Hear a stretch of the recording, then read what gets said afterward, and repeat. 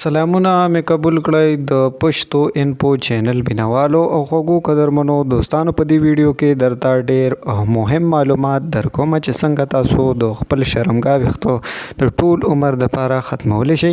خو د دې نه مخکې که چېرې تاسو تر اوسه پورې زموږ د یوټیوب چینل پښتو انفو نوي سبسکرایب کړی نو دا سبسکرایب کړئ. د دې خواته د غنټۍ دا نشان هم ووهئ. دې سره به هر را روانه ویډیو تاسو سره ټول نه مخکې میلاویږي. ګرانو قدرمنو دوستانو، تاسو ته به پته وي چې کله یو انسان که هغه هلک وي او که جینۍ چې هغه کله د 14 یا 14 کال عمر ته رسي نو د هغه په وجود یعنی بدن کې د بلوغت هغه آثار ښکاره کیږي او نښې ښکاره کیږي چې په هغې کې یو نښه دا هم ده چې د په ترخونو د ده نه علاوه د په شرمګاه به ویښته راځي.